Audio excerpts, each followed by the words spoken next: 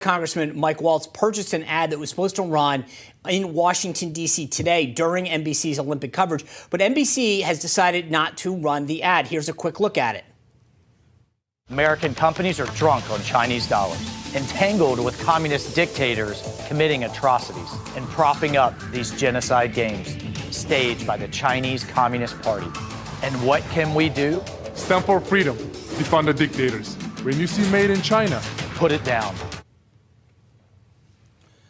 Congressman Waltz, welcome to the show. Good to see you. Good to be with you. All right, so NBC's wanted you to remove the company logos. Why? Why did they want you to do that? And they're claiming that it wasn't rejected. They just had they said, quote, per NBC's long-standing advertising guidelines, changes to the ad were requested so it could air. The interesting thing is this, and for our viewers to understand this, if this was Mike Waltz's campaign, I don't know that they could have gotten away with it, but because it was run by a political action committee, they've got a lot more leeway to do that. Yeah, look, at the end of the day, and I did this, by the way, with Inez Cantor Freedom, the NBA player who's so bravely has taken a stand when none of his other athletes or NBA stars will. And yeah, NBC came back and said, we'll run the ad, but you've got to erase and censor and take down all of those company logos. Well, that's a non-rejection rejection. The whole point is to point out these woke corporations who preach social justice, about Georgia, Major League Baseball, and voting integrity. But then when it comes to their balance sheet over in China and 1 million Muslims in concentration camps, 6 million dead because of COVID, aggressiveness towards Taiwan, Tibet, Hong Kong, forced organ harvesting, on and on, NBC is silent. These companies are silent, and we're going to keep calling out their hypocrisy. So, Congressman, why do you think these corporations continue to be silent when it comes to China and how much? And the fact is that they're investing so much money in these Olympics. Don't you think they should respond to the ad? Well, two reasons. One, they're all on the take, right? Coca-Cola gets its sugar from Western China.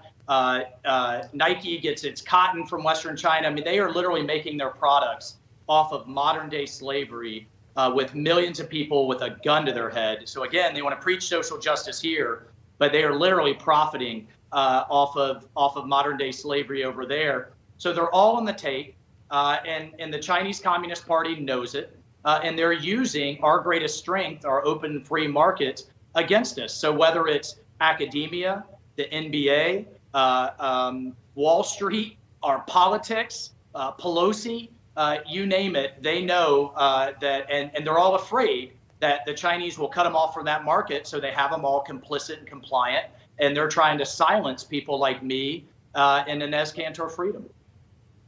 So look, the ad says when you see something made in China, put it down, right?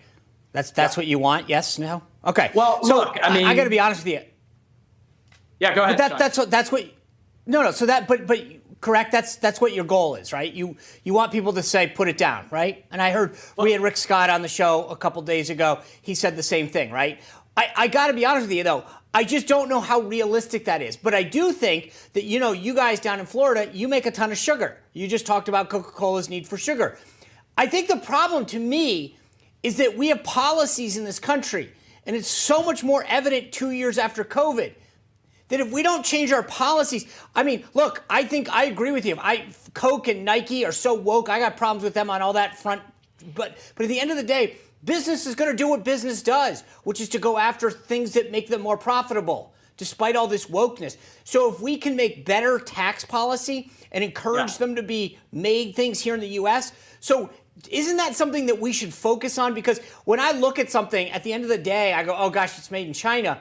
I don't know how many times I'd have a choice. But if we could make these companies, incentivize them to make it here, fair tax, other things that would make the tax policy, that's where I think the effort should be.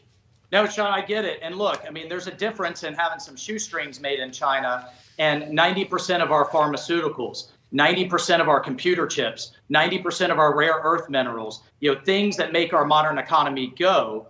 And when you have an adversary in the Chinese Communist Party that is openly threatening to cut off those supply chains in order to bend the United States to its will, when President Xi is talking about replacing the American dream with the China dream, and that a new sheriff is in town along with his sidekick Putin, that's a real issue. And so we need to bring those supply chains home. If it doesn't make financial sense to have them here, then fine, put them in India, put them in Malaysia, put them in Vietnam, right? There's a lot of other places where you can benefit from cheaper production costs. So that's what we're pointing out, and the American people are getting the story. I had a member of my staff in a diner this morning. Someone asked to put the Olympics on, and the waitress said, no, we don't support genocide in this diner in North Florida. Good for and them. I think in the wake of COVID, the American, that's what we're saying, American people, put it down and let's defund dictatorships, not defund police. I don't trust these CEOs as far as I could throw them, but the American people know better, and we're going to bring those supply chains home. So, Congressman, I just want to say, you've done good when NBC tells you can't air your ad, but then it's going viral. So good job, Congressman Waltz, and thank you for joining us.